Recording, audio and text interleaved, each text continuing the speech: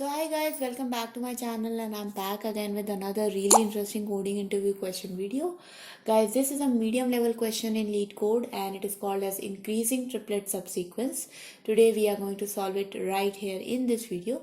And guys, you know that I do a lot of coding and programming related content, and if you want to learn coding with me, programming with me, then please support me by subscribing to this channel and hit the bell icon for future notifications. And guys, if you really like my content, then please give this video a big thumbs up and share it with your friends as well.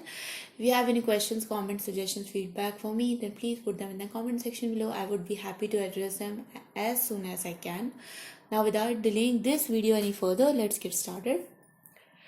So the problem statement is called as increasing triplet subsequence, and basically it says that we are given an integer array.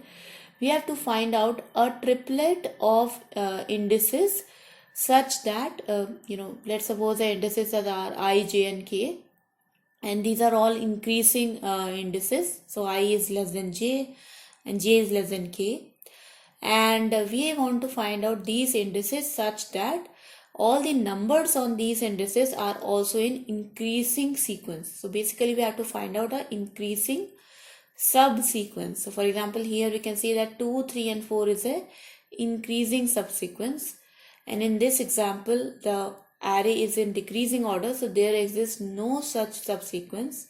Another example, we can see that the subsequence 0, 4 and 6 is an increasing subsequence, or we can also say that 2, 4 and 6 is also an increasing subsequence. Okay. The constraints are that the length of the array is from 1 to 10 to the power 5 into 5, and the value of the number is from minus 2 to the power 31 to plus 2 to the power 31 minus 1, which is basically an integer range. We want to implement a solution which runs in order of n time complexity and order of 1 space complexity. So before I jump into the solution, guys, I want to actually explain you the brute force solution. So I'm just going to explain you, we are not going to implement it. So what could be the brute force solution? The brute force solution could be just run an outer loop from 0 to n, and then run an inner loop from I plus 1 to n, and then run another inner loop from j plus 1 to n. And then we find out if there exists any I, j and k indices such that the number of I is less than number of j and number of j is less than number of k. In that case we will return true. Okay, otherwise we will return true. So in this case we will return true, otherwise we will return false. So what could happen in the brute force solution, guys? In brute force solution, we can clearly see that we are running 3 loops, and all the loops are running from some value to n value. So we can say that the time complexity for the brute force solution is order of n into n into n, which is order of n cube. So we want to actually improve this time complexity, and thereby we are going to use an optimal method in which we will not use any inner loop and just use one single loop which will run from 0 to n. Okay. Now that I have explained you the brute force approach, let's jump on to the optimal solution approach. Okay. So in the optimal solution, guys, we are going to declare 2 variables. One is going to be minimum 1, and we are just going to simply initialize it to the maximum value of integer, because ultimately after comparing it we will set it to the minimum value inside the nums array. So what are these min 1 and min 2? Min 1 is basically the smallest integer in your array. Min 2 is the next smallest integer, the second smallest integer, definitely only if the min 2 is at an index higher than the min 1 element's index. So it's like if there is a increasing subsequent triplet, then min 1 is the first value, min 2 is the second value, and if we find a value which is actually greater than min 1 and min 2, then we can say that we have found our increasing subsequence triplet, otherwise we will return false. So let's start traversing the array, guys. For integer I equals to 0 to I less than nums dot length and then I plus plus. Okay, so this is your traversal for loop. What we are going to do here, we are going to check if my ith number is smaller than the minimum one value. So if it is smaller, simply just make minimum one to nums dot I.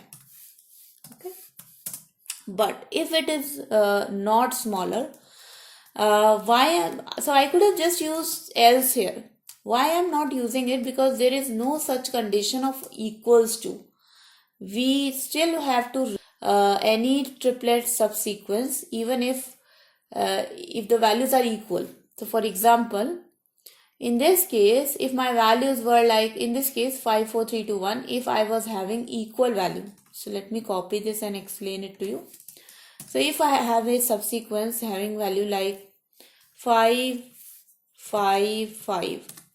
So this cannot be called as an increasing subsequence, guys, because all the values are equal. So we won't consider an equals case. That is why instead of using else here, I am going to use an if, and I am going to check if the ith value is greater than min 1. If it is an equals case, we are going to skip it. Okay, because that is not an increasing subsequence. So we should still return false in that case. So if the ith number is smaller than min 1, then just assign min 1 to the smaller number. If the number is greater than min 1, then assign this number to min 2, or basically check what value min 2 is holding. So min 2 becomes equals to math.min nums I and min 2 itself. So what will happen? Min 2 will ultimately start having the next minimum value or the second smallest number.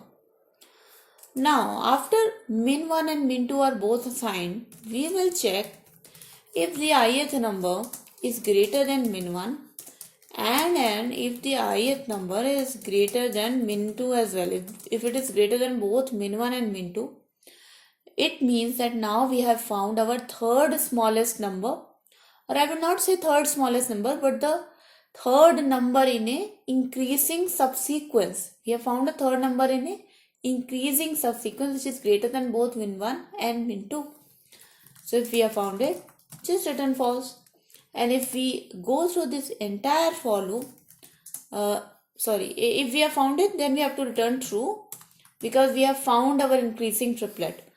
If we go through the entire for loop without returning anything, then we are just going to return false, which basically means there exists no such increasing triplet sequence in the array. So let's run this code, guys, and let's see if this works or not. So we can see that the status code is finished and both the answers are matching.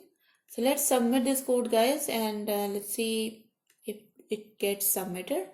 And you can see, guys, the answer is submitted, and let's just analyze our submission results. So the submission results are pretty much acceptable. The runtime and the memory distribution both are fine. In our solution, guys, we didn't use any extra memory like any hash map or anything. So we can say that it's constant space complexity, which is order of 1. But we did use a n for loop, which was running from 0 to n. So we will say that the time complexity was order of n. And that was a pretty optimal solution. And guys, that was a video. I hope you guys learned something from it, and hopefully your coding practice became a little bit better. And if you like this video, guys, then please do not forget to give this video a big thumbs up and share it with your friends as well.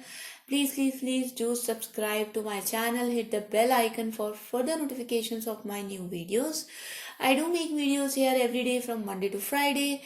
And guys, if you have any questions, comments, suggestions, feedback for me, please put them in the comment section below. I would definitely address them as soon as I can.